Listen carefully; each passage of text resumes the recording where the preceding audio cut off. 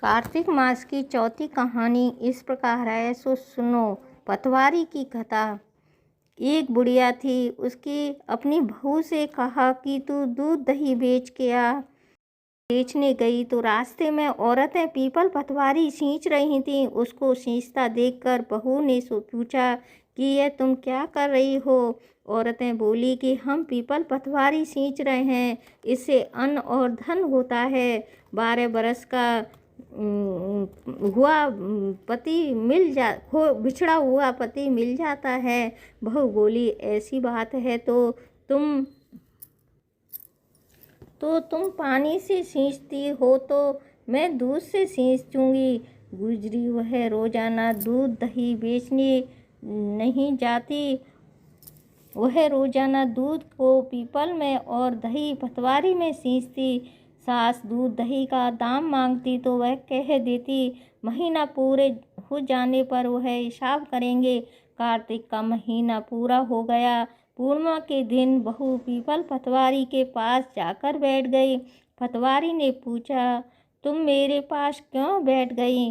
बहू बोली कि सास दूध दही का हिसाब मांगेंगी। पीपल पतवारी बोली कि मेरे पास क्या दाम रखे हैं, यह भरा टीड़ा पान पतूरा उसको ले जा। बहू ने वही ले जाकर कोठरे में रख दिए और डर के मारे कपड़ा ओढ़ कर सो गई। सासू बोली पैसे ले आई? बहू बोली कोठरी में रखे हैं। सास ने कोठरी खोल के देखी तो देखा हीरा मोती जगमगा रहे हैं। सास बोली बहू इतना धन कहाँ से लाई हो? बहू ने आकर देखा तो सच्ची में वही धन भरा हुआ है। बहू ने सास को सारी बात बता दी। सास ने कहा अब की कार्तिक में मैं भी पतवारी सींचूंगी। कार्तिक मास आया और सास दूध दही बेच आती। हाड़ी धोकर पीपल पतवारी में चढ़ा देती। आकर बहू से कहती मेरे से दाम मांग ले। वह कहती सासू जी कोई बहू भी कोई पैसे मांगती हैं, मगर सासू जी कहती तू मांग। बहू बोली सासू जी पैसे दे दो। ले आई। सास पीपल पतवारी के पास जाकर बैठ गई और पीपल पतवारी ने सास को पान पतूरा भरा टिड्डे से दे दिया।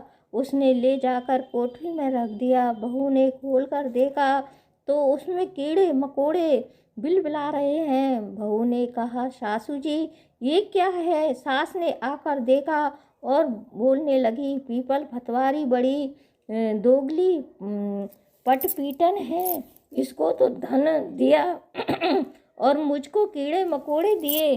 तब सब कोई बोलने लगे कि बहू तो सत की भूखी सींच रही थी, तुम तो धन की भूखी है। पतवारी माता जैसा बहू को दिया वैसा सबको देना, जैसे सास को दिया वैसा किसी को न देना।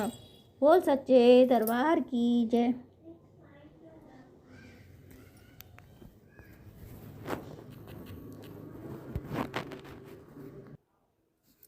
कार्तिक मास में तुलसी की महिमा। ब्रह्मा जी कहे हैं कि कार्तिक मास में जो भक्त प्राप्त काल स्नान करके पवित्र हो कोमल तुलसी दल को से भगवान दामोदर के पूजा करते हैं वह निश्चय ही मोक्ष पाते हैं। पूर्ण काल में भक्त विष्णुदास भक्ति पूर्वक तुलसी पूजन से शीघ्र ही भगवान के धाम को चला गया और राजा चोल उसकी तुलना में गौण हो गए। तुलसी से भगवान की पूजा पाप का नाश और पुण्य की वृद्धि करने वाली है। अपनी लगाई हुई तुलसी जितना ही अपनी मूल का विस्तार करती है उतने ही सहस्त्र गुणों के तक मनुष्य ब्रह्मलोक में प्रतिष्ठित करता है। यदि कोई तुलसी संयुक्त जल में स्नान करता है तो वह पाप मुक्त हो आनंद का अनुभव करता है। जिसके घर में तुलसी का पौधा विद्यमान है उसका घर तीर्थ के समान है।